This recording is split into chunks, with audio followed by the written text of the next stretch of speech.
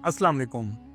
दोस्तों, आपने ये मुहावरा तो सुना होगा कि कमजोर शख्स की माँ भी मर जाए तो कोई नहीं पूछता और ताकतवर का कुत्ता भी मर जाए तो सारा पिंड इकट्ठा हो जाता है। ये मुहावरा मैं क्यों बोल रहा हूँ, आगे चलकर आपको इसका अंदाजा हो जाएगा। दुनिया का ऐसा मुस्लिम मुल्क जहाँ आपको कोई इनकम टैक्स नहीं देना होता, जो कमाया वो सब आपका है। ऐसा मुल्क जिसकी करेंसी दुनिया की सबसे मजबूत तरीन करेंसी है और शायद इसी वजह से लोग काम के घर से इस मुल्क में जाने की हमेशा ख्वाहिश रखते हैं। जी हाँ, आज हम सैर करने जा रहे हैं कुवैत की। कुवैत ने पाकिस्तान के लिए तमाम वीजे खोल दिए हैं। ये अचानक से कैसे हुआ और कुवैत कैसे जा सकते हैं? कुवैत में लोगों की जिंदगी बेहतर है या सऊदीया या दुबई में? 19 साल से वीजा बंद होने की वजह से कुवैत के बारे में बहुत कम लोग जानते हैं, लेकिन अब वीजा खुलने के बाद जो लोग कुवैत जाना चाहते हैं उनके लिए इस मुल्क को जानना बहुत जरूरी है। इसके अलावा इस वीडियो में बहुत से ऐसे हकायक बताएंगे जो आपके लिए बिल्कुल नए होंगे। चले अब निकलते हैं कुवैत के एक शानदार सफर पर। अरब ममालिक का सबसे छोटा मुल्क है, लेकिन करेंसी के लिहाज से ये दुनिया के सबसे पहले नंबर पर आता है।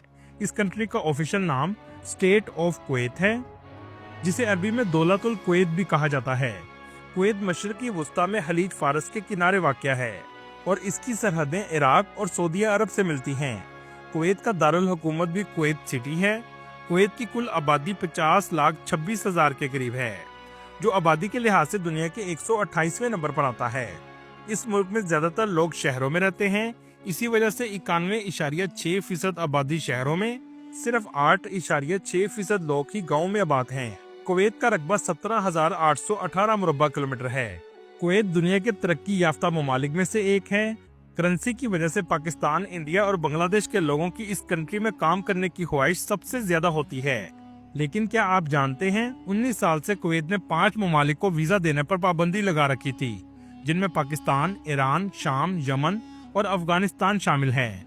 कुवैत ने ये सब कुछ अमेरिका के कहने पर किया था और वजह ये बताई थी कि सिक्योरिटी खदशात की वजह से बंद किए हैं।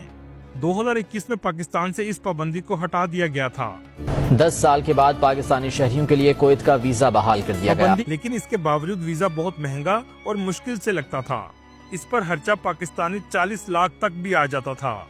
सोचने की बात यह है कि कुवैत मुस्लिम मुल्क होने के बावजूद मुस्लिम मुल्क पर ही क्यों वीजा की पाबंदियां लगाई थीं? इसकी सबसे बड़ी वजह अमेरिका का कुवैत पर असर और रसूख था और दूसरा इंडिया के साथ कुवैत के ताल्लुकात बहुत अच्छे थे।